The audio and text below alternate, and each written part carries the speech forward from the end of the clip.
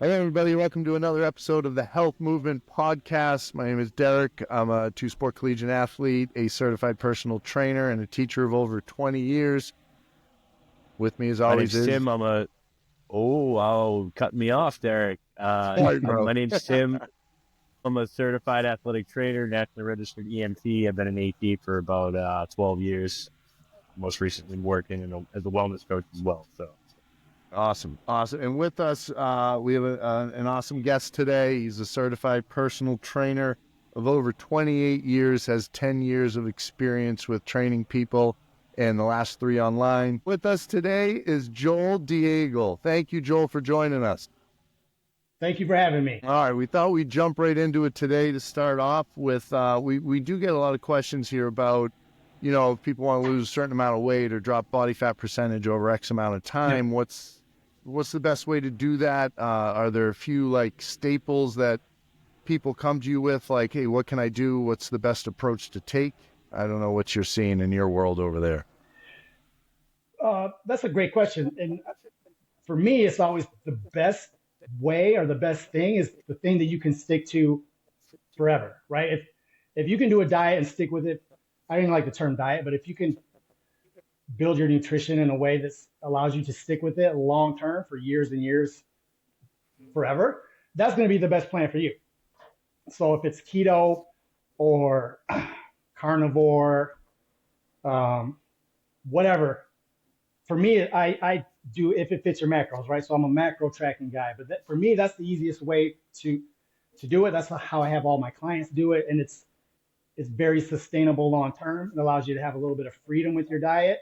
You can still enjoy some of the foods you like, and you set your caloric ceiling and make sure you hit your macros. And within those numbers, you can have some freedom to have some cake, a little bit of ice cream, and do some of those things. So for me, long term, that is the easiest thing to stick with and the most manageable. But if you can stick with a carnivore diet forever and it's working for you, do that. yeah, You, I think that's the big thing is simple is easy, right? And that's the biggest thing Absolutely. is making it easy on people and For sure. especially for people that don't have an idea as to what they're doing, especially getting it off the ground floor, right? Like that's once Yes. you are consistent and you're able to get into a second or third phase of what you've been doing, you're into your ritual, your routine. That's the Right. biggest thing. It's the keep it right, Absolutely. keep it simple, stupid.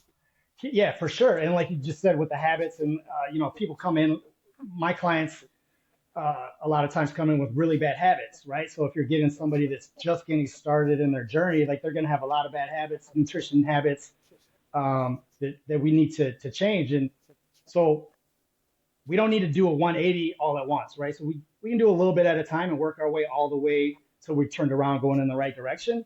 So I like to have people first just get our calories in order, right? People are consuming too many calories on a daily basis. So if we can scale the calories back and get them um, knowing what their numbers are, and sticking with those, and make sure they're getting enough protein and not consuming too many calories. We kind of let the carbs and the fats take up the rest of the calories, especially in the beginning. Like, don't get yourself overwhelmed with trying to figure out everything. Don't go over your calories. Get enough protein. Get good at doing that. And then once we get rolling with that, we'll start moving in lots more nutritious foods and things that will fill in the nutrition part of those macros and changes some of those bad habits, and um, making sure that they have an idea of where all these calories come from, because people have once even if people don't track their calories, I like to tell people, if we're not going to be tracking our macros and someone wants to do a different type of diet, which I've done for people too, it's a good idea just to track your calories for a week, just to see no. how many calories come in from places that you're not even thinking about, whether it's olive oil, dressing, things like this, just a snack here, a snack there. And next thing you know, you're over by 300 calories. And you do that every day. Now you're over, 1,000 calories for the week. And you're wondering, like, why am I not losing weight? I'm eating healthy, right? So, Yeah. people can fall into the habit of eating healthy and not knowing their numbers too, and not lose weight. So get a handle on your numbers, and then let's work on getting more nutritious foods in there along the way. That's what I do for I was myself. going to That's ask what that. I have success with my clients. I was going to ask if you have people track for a week or so, just so they have a good baseline and number to work down. But how many calories? And maybe you don't have. Maybe it's different for everybody. But generally, how many calories do you have people um, detract from what they normally eat? Is it like a 500 calorie deficit you start them off with, or see where they are? And some might need to reverse diet to build up their Yeah, metabolism and then drop back down. yeah, for sure. Sometimes if someone's been dieting for a while and they're just stuck, yeah, we will probably have to reverse diet out of that, get back to a baseline and stay there, and then start a diet again. If someone's just been in a surplus for a long time, right, then we can just jump right into it. But I typically like to have people start at the top of their caloric maintenance level and just a little bit below that, right? So if and it takes a week or two to really find out where their calorie maintenance level is. Just so we'll Yep. we'll we'll set a number, based on their age, height, and weight, and kind of get a really good guesstimation of where they should be. Look at the scale for 2 weeks, see where it's moving, and once we see that it's moving, then we know, okay, we're in a deficit. So if it's not moving the first week, maybe we'll drop it 100 calories, and if it's not moving the second week, we'll drop it another 100, really slowly, like getting into it. And then once we're moving on the scale, like, all right, now we're in a deficit. Now we can really start to manipulate cardio minutes or daily steps and things like that. And then slowly we can bring that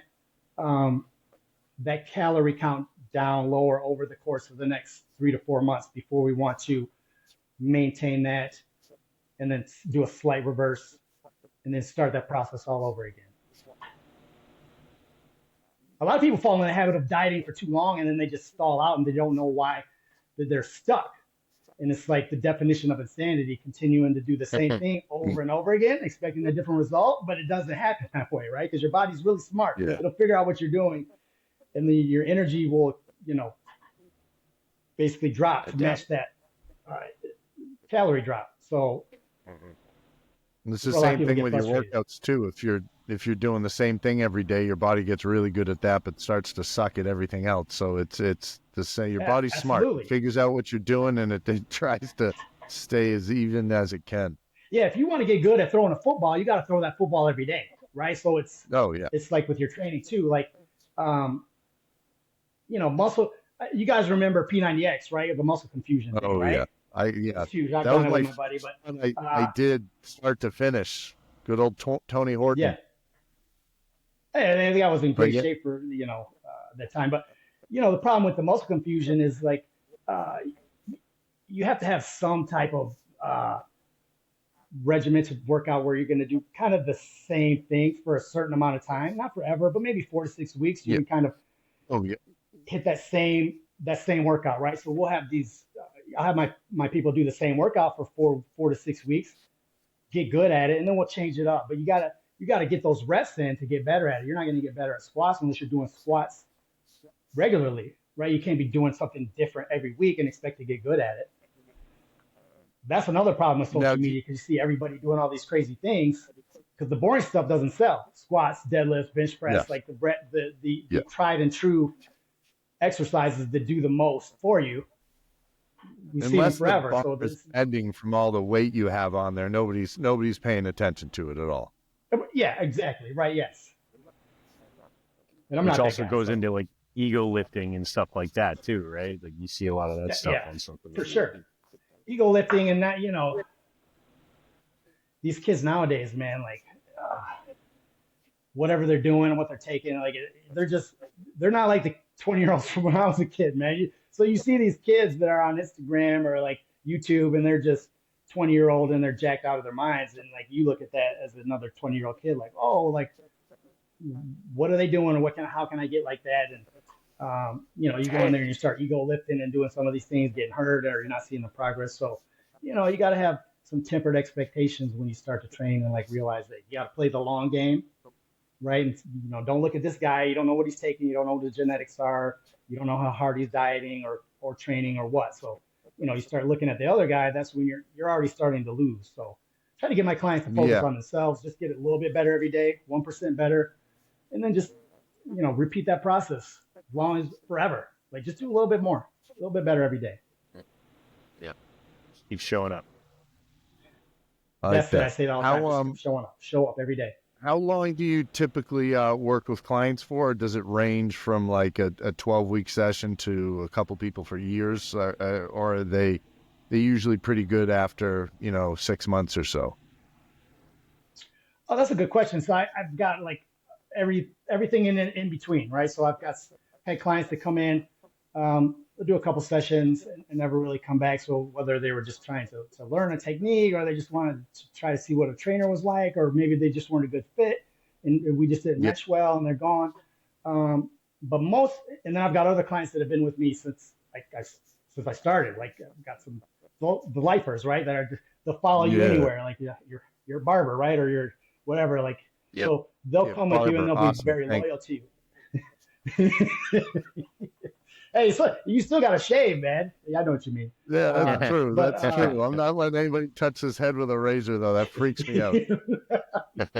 but uh, yeah, and then so my online program, we do a 4-month program, right? So we do the initial consultation and kind of get their macros and their nutrition lined up, and then we do 4-week training blocks like we talked about, so we can do a push pull legs or whatever kind of split that we agree to do for these guys, or some full body stuff, and then we rotate that for 4 weeks, do another one for 4 weeks, and we do that for 4 months, and then a lot of times they get on their own, but a lot of my clients continue to work with me for 2, 3, 4, 4-month blocks, and you really will see a lot of changes from 8 to 12 months, right? You can make really good progress in Yeah. 4 months, but that 8 to 12-month mark is when you can really like completely transform yourself if you're just getting started, right? Like you can become a totally different person, mindset, and just the way you're looking and feeling in 12 months,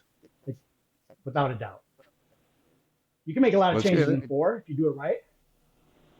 I think a lot of people look at that 12-month number, that year, and it looks like forever to them. But it in the grand scheme of things, Yes, like if you put that year in, you're also adding years onto your life, and the quality of life is so much better. And in the grand scheme of absolutely. things, it's not that long. That's something you will be It's a thankful drop in the for that you bucket, put the really. time into. And the time's going to pass What anyway. do I was going to say with the to the point you were making, I posted something the other day on my stories, and it was basically about that mindset of taking a year to do something. And I'm sure you guys have heard that the old adage of like it takes 4 weeks or like 21 days to make a habit, and then it takes I forget exactly how it was worded, but it was like it takes 21 days to form a habit, and then it takes 4 months for that to become second nature, and then he went into like 6 months, and I forgot what it said, but it said after a year, that's when it becomes um, basically a Like lifestyle, a life and then after 2+ lifestyle. years, it just becomes who you are, Mm. right? So after a year of doing something, it becomes just your lifestyle, but after 2+ years of you doing anything, that's just who you are. You're that guy. Like you've done something for that long, people know you as that person that does that thing, Mhm. right? So that's kind Yeah, of I where got like I try to get people to like focus on, like you said, like a year seems like a long time, but a year's gonna pass anyways, and like you might as well do something positive with that time. And when you look back a year from now, you're gonna be so proud of yourself and the things that you've done and the changes that you've made and the improvements you made Well, in your health. and if you think of people that are just starting their journey, like they look at that hour as like an eternity, right? And then it's like Yes, they, or however long their workout is, or their right. they're at the gym or whatever they're doing, and then it's like over time that hour turns into, you start to stack the days, and then those days stack on top, and the weeks stack on top of each other, and it's like, all right, well then it's not, it kind of expands from outside of whatever facility you're going to or wherever you're going, and it starts to, like what you're talking about, it starts to kind of turn into, a piece of you a little bit, and and the other piece to that is what that does to your psyche, and what that does to your mental, Right. how you start your mindset and how you start to think about these things. And I think that initially it seems like it's such a daunting task, and it's like this uphill battle for some people. And I think that's where especially having a coach, someone like yourself, it can make a big Yeah. difference. And, I saw one of your posts too about I think it was like the five apps you could have, like if you don't have a trainer or something along Yeah. those Yeah. lines, like where like and I think it's hard for people to hold themselves accountable for those on those kind of things where you're talking about tracking your nutrition, or I think that's Yes. where it's like, just start with just like the MyFitnessPal, and Yeah. just Right. start like sticking stuff in there, right? And then it's like, all right, now once you get, and Absolutely. then get good at that one thing. And I think the problem is Absolutely. there's so much out there for people that it's hard for them to like focus in on that one They don't know thing, what and then to believe. Yeah. you and they don't know where to start. You know what I mean? And I think Absolutely. that's where Yeah. it's like, For sure. it start with, like, yeah, I love where you're saying, like, start with the macros, start with your calories, and start with just moving every day, and then Absolutely. build from that's your Yeah. foundation, right? Yeah. And everybody comes in at different levels too. So if you're like completely sedentary and 50 plus pounds overweight, like we're gonna start a little bit further back. If someone's coming in and they've had a year of training and they're tracking their macros, but they're stuck and they don't know why, like, then we're gonna start here. I mean, if you get like elite athletes, like like you're gonna start. We're just working harder and like trying to push you from 90% to 100%. So you got people that come in at different Mhm. levels. But like to the Yeah, and point, back to your oh, go for it, go for it. no, I was just gonna say when you're getting someone started, when it comes to your health, if you walk 10 miles into the forest of bad health, you have to walk 10 miles out. Whatever you've Yeah. done, however far you've gone into the bad health forest, you have to walk that same amount of time out. The thing, like you said, with getting a trainer is once you're in there and you're trying to get out, you're in a forest of information. Like, how do I get out of here? You're going in circles. You're trying things that might work, some things that don't work. You're going backtracking. You're making some progress, but you're kind of going like the forest is over here, and you're going like this, right? Us as coaches and trainers, we can give you a straight line out. You still got to walk out 10 miles, but you're not going to have to walk Yeah, but 25 miles in circles to get out. You're going to walk 10 But straight now you got miles a out. guide. We're Yeah, going to you give got you a a blueprint guide, to get right? straight back out. And you can go as fast as you want because we have a roadmap. So you say, I want to go Mhm. faster. We can do more work because we know how to do that. We know where to go. So that's where I a love coach that. can really help people get a grasp on things. And some people catch on right away and then they feel like they got a grasp and they can go. Other people need a little bit more time or they just want. I work with busy professionals and a lot of times people, because you can find all this stuff out, like you said, but a lot of people have other things going on and they just want someone to say, do this, this, this, and this, and I'm going to check these boxes. Right. So some people just want a checklist. They're already like highly motivated and good at completing tasks. They just want someone to give them the blueprint. Other people need the blueprint and they need the kick in the butt. Yeah. But that's where Yeah. a coach will be Yeah. invaluable to most people. Do you run into a lot of those people that or maybe not a lot, but some of them that come to you, but they're not at the stage in their life, they're still not ready to put the work in and do everything like that, or once they get going, they're usually pretty good to go. Um, yeah, you run into people like that. It's a smaller percentage of people.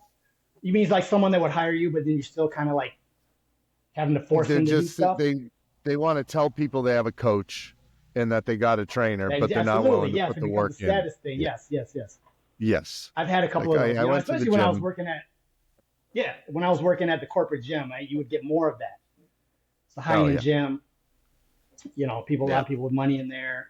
They could drop a couple thousand on training, no problem, right? So it was like, oh, I work out here and I got a trainer kind of thing, right? And they come in and do their thing and they didn't really want to do much more. So you kind of meet people where they're at in those cases, right? Like they don't want to be pushed. You're like, I've had clients come in and we just shoot the breeze for an hour, right?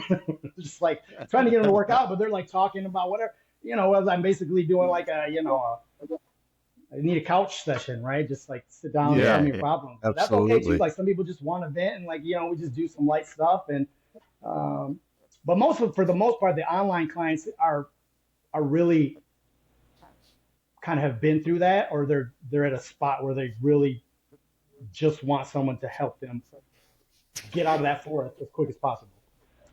I feel like the online coach is almost better than the in-person one. I know the in-person can give you the form and correct the actual Yes, movement itself, but the online one, the accessibility is so much better there, and you're going through a yeah, whole lot more day-to-day stuff as opposed to just once or twice a week.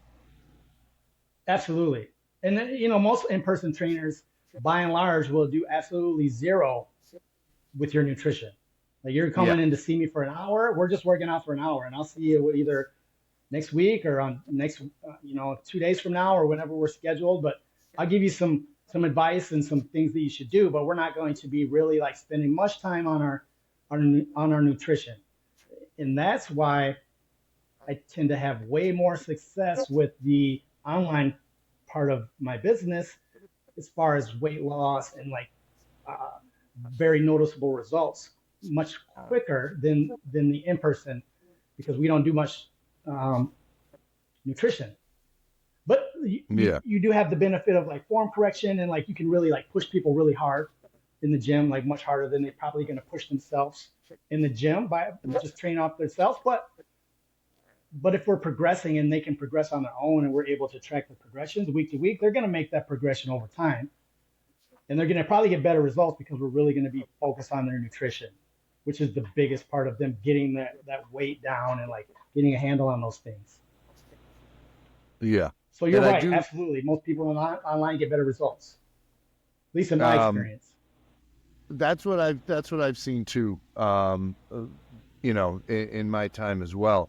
I did want, and I talked to you guys beforehand about this, but I did, while we're talking about nutrition, just bring up the idea of food neutrality. And I don't want to get, we're not very controversial here on the Health Movement podcast. We try to just, We're stay about to even be. and give people information and let them do with Yes, it as they please. But absolutely. Yeah, that's kind of how I roll too. I did hear this thing about food neutrality today, and I had never heard of it before, and kind of explained it from what I heard to you guys. And I think if you look at it the right way, it can be helpful. But basically, for Yeah, those who don't know, and I might be saying this wrong, so somebody please correct me if this is not what it is. But you're not assigning food is necessarily morally good or bad. What you're doing is looking at it from a nutritional standpoint, and you're looking at it as a food standpoint, so that it's not triggering you if you have trouble with an eating disorder, or tracking your food or calories is causing any problems. But that goes to a point that some food is healthier than other food, and it comes more without a to doubt. the um, everything in moderation, and some things more than others. Right. So I don't know. I don't know what you guys think there. If you No, I don't even want completely. to touch Yeah, that one. we touched on that briefly before this, but like I fall in the camp of like there's really no bad foods, right? Like um, sugar is the one they probably would get the worst rap. Foods would have that have sugar in it, right? Alcohol is totally different, so people can that's not really a food, but that's a macro that we Yeah, track, and that would be maybe the one that's like, hey, that's bad, right? But that's not really a food. We're talking about sugar or foods with sugar in them, cake, ice cream, basically. these things. Like, they're not bad. Like, you're not going to have a piece of cake and have detrimental health effects from having a piece of cake like you were eating cyanide or something, right? So it's not like Yeah, it's bad, but everything in moderation. So if you're having cake all day, that's bad. Like it's going to be that food is going to get bad. It's going to go into the bad zone, cake, quicker than we say. Like we said, maybe cucumbers. Like too many or certain foods that maybe overload on like a certain vitamin that you don't need, that you can overload on. Like if you get too much of that, you can take too much water and drown, right? Like that's bad. So everything in Well, and moderation, that's where and some foods. Go ahead. you look at you break it down into a scientific makeup of what each food is made up of, right? And you got into nutrition and all that's like the Yes, nutrients of each food, right? Like that's correct. you have to be aware of those things that and like we were talking about earlier, your body craves balance, and it craves that Absolutely. balance of, that in, for lack of a better word, a neutrality, right? Like it's like Right. that. But I think at the same time, like it's just it's all in how you look at it, and it's an Right. area of, like, I think there's a push to try to, and I totally understand where it's like you don't want somebody to feel bad about what they're eating, but at the same, and that's where it's, if you have somebody that's eating 90% of foods that are just not very good for you, well, then Right. maybe you're not trying to go 0 to 100, and you're saying, hey, instead of eating 90% of foods that aren't great for you, how about we try to cut it to 60% first? And then, Right. so that way you're not going all the way the other way. And then you're trying to create that balance of the Absolutely. give and the take there, For sure. Yeah, and there are certain foods that are hyper palatable, calorically dense, and nutritionally deficient. A bag of Doritos, right? Like I just was talking to a client the other day. I said, we calculated how many calories are in a bag of Doritos, and I can't remember. It was like 2,500 or something for the whole bag. I can't remember.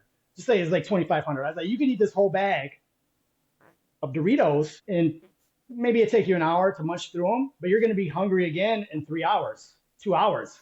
Yeah. You just ate 2,500 calories. Now, if we gave you 2,500 calories of, pick a healthy food, strawberries, like you probably be able to eat a couple hundred before you're like, I can't eat anymore. Like I'm full, right? So, uh, it's not that those foods are necessarily bad. They're hyper palatable. They taste really good. It's very easy to overeat them without realizing Well, it. And they're not giving you any nutrition. So once you start to bring in the healthier foods and you see the volume takes up so much more, or it just takes so much more room on your plate, like you can start to move some of those in and out. and that's where you start talking about the processed foods. Like the processed foods are For sure. chemically made to taste better. You know what I mean? Like Right. they're Yes. designed to taste Yeah. better. You know what I mean? And it's like it's designed to go after an area of your brain to make Right. it so it's, you know what I mean? And that's where it turns into a, not just a nutrition thing, but it turns into a psychological thing, or a Right. For chemical sure. response in your brain where it's, it makes it more addictive. And then it's, and I Yeah. think that's a big piece to this. And Totally. there's a big, and we had a nutritionist from a couple episodes ago, Jess Wilson from Australia. And it was interesting to talk to her about, some of the nutrient or the nutritional differences in countries, where we're at a crossroads here in this country as far as a lot Yeah. of the set processed foods and stuff. And it's, I mean, Yeah. and even no, Seems even sinister outside of, almost. yeah, Yeah. yeah, and even outside of processed foods, like a lot of the natural foods that we have, if it's not organic, it's going to have a ton of pesticides or a ton of Yeah. different chemicals that are going to be in it, that Yeah. just it it and again, that's where you get in the weeds of, like, just Neutrality, start right? with simple. Yeah. Yeah, and start simple, and then you can work your way to trying to figure out, all right, now I need to eat organic, I have to eat fed, and Right. Yeah. And that's where people and would it's throw like, those into the bad food category, right? Those are bad foods, right? Which because they do all these bad things. But again, I think a lot of that comes to like how much of these foods are you eating, and how much of the mhm, nutritious foods are you eating, and where's the mhm, balance? Like, is it 80% crap food and 20% good food and or nutritious food, or is it the reverse? Like you can have those foods, but again, we got to make sure you know where your calories are at, because you're not, if you're even just over consuming a little bit of calories over a year, you gain 5 pounds, five mhm, pounds a year over 20 years. You've gained like how many pounds, 100 right? pounds. Like so, yes. Yeah. Even if you've gained 2 pounds a year over 20 years, you've gained 40 pounds, right? So like that's where you go. Oh, I go to my high school reunion and I was like 180 pounds, but you gained 2 pounds a year for 20 years. Now you're 40 pounds overweight, and you weren't really eating bad. You were just eating too many calories without realizing it and And not you're Mhm. really probably exercising to not compensate that, moving the right? So way it's a you were slow either. drip. That's most Yeah, Americans yeah. is like, it's a slow drip. You can overeat the good foods. Like that's the nutritious Absolutely. foods. You can overeat that Yes. stuff too. So Yeah. it's all perspective. Right. That's why I say you can have you're eating healthy. That's a big trap for people. I'm just eating healthy. Mhm. Well, that can be a trap too. Like if you don't know where those calories are, you're just throwing a ton of olive oil on there and like some, cooking in like whatever, like those calories go up quickly. I'm just eating peanut Mhm. butter and olive oil, like lettuce and chicken. It's good food, but like you're getting lots of calories in there, man. Let's move some of that stuff out. Well, There was a especially the time, nuts. I mean, yeah, the people time don't I had to Sure. realize how many calories. stop buying peanut butter because it was like, I put something, on a sandwich and then have two scoops and then I do another, and then you have another scoop and I it's know. like you're going I through a know. jar a week and you're like, all right, this Yeah. And I'm until a I can peanut butter and control jelly myself junkie. around the So you got black to tell cup. me, man, you're preaching to the choir. We had there was a performance dietitian on, and she said like a fuel bag for kids going to sports, so that it was quick stuff that would give you good fuel. And she said like peanut butter Yeah. banana wraps were a good one, and I Oh, started having and those. Yeah. honey on there Honey too. and honey, It's yeah, they were. pre-workout, like yeah, we were talking about pre-workout fuel, man, for sure. Maybe not, Yeah. the fats before it could be a little bit weigh you down, but yeah, you know, and to that point, I'm big on carbohydrate timing and like meal timing too. Like, so if we get, we start getting into uh, one thing, we got your macros in check, we're getting some healthier foods in there. We've got your protein up. Now we can maybe start working on some meal timing and like some carbohydrate timing around your workouts, right? So maybe we're doing these after your workout, like your biggest meal of the day, post workout. You're getting some of your quick digesting carbs pre workout, like some of the things you enjoy. Like we can time those and utilize those for food more so than fat storage. And like, there are little things that help. You still got to be in a caloric deficit if you're going to lose weight, but we can use some of those foods to our advantage around our workouts. With insulin sensitivity and that kind of thing. So, that's another step in the direction of getting people to figure these things out themselves and have some better habits and not get So so what? concerned about, like you said, like the good foods and the bad foods. Yeah, just understand what's in them and how much of eat Not is overly how much of concerned. You each should is still healthy. be like cognizant of it. Yeah, Yeah, Aware, that's a good. right? It's Yeah, just an aware. awareness, I think, right? absolutely, for sure. So Joel, in terms of workouts and stuff, what do you prefer? Do you have like a go-to that you're like, yes, it's this day. Like I love leg day, or I love like hit workouts, or flipping tires in the yard. Yeah, you know, traditionally, from when I've started, I've always been more of like a bodybuilding split kind of guy. Just like, hey, like we're gonna do some chest and arms, leg day, back day, shoulders and arms type of thing. But I've gotten into like push pull legs type of splits, full body. I don't think there's a right way or wrong way to design your program. Everybody's a little bit different, and I think there are certain things that you need to make sure you do within your training program. Like you should be training your whole body at some point during the week, right? So you need to don't neglect your legs, right?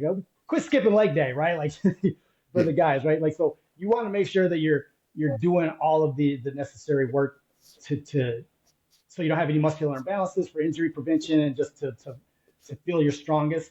Um, but I've always done well, not always, but in the beginning it was like a bodybuilding split, like before the internet, right? Like Muscle and Fitness magazine, that's all I had, and like you just kind of read through these magazines and try to figure things out on your own, trying to get out of that forest. But now as I've gotten older, I've started to lean more into like a push pull legs, full body type of split, and for a lot of people, that's I try to get my clients to do full bodies and push pull legs just because it's easier to get in. They're going to get more workouts in over the course of 4 months than if you're Yeah. just doing single body splits or stuff like that. And if you missed a So day on single body splits, then it's it throws you all Yeah, off. So if you're doing full body or push-pull leg, there's more repetition throughout the week to hit everything, which is good. absolutely. Yeah. So, I think you lost half our audience when you said before the internet. Like, wait, the internet hasn't been here forever? I don't know. Maybe even Tim doesn't even remember a oh time man, before the internet. yeah. Hey, when I started working out, like I'm 48. Yeah, 48. I think for I'll be 49 in December. But I started, working out when I was around 20, and like this was way before the internet, like whatever year that was, 1998, Yeah, 97 or something. But we'd go get a Muscle and Fitness magazine or a Flex magazine, and you look through that and like, oh, they got this workout, like get 20-inch arms, like yeah, that yeah. never happened. But like you I'm just still, I'm find still workouts. working Right? on So those things. you know, yeah, you get like a Muscle and Fitness magazine and a bottle of Rip Fuel was chock full of ephedra. You just go work out for 3 hours, not realizing like you're really killing yourself, man. Like you working out way too long. Like, why can't I grow? Because you're not eating and you're working out for 3 hours. Yeah. Yeah, That was one of and those you things. don't Like, I sleep needed a either. coach to tell me, hey, man, get out of here. You've been here for 2 hours too long, right? Like, you just kind of figure those things out.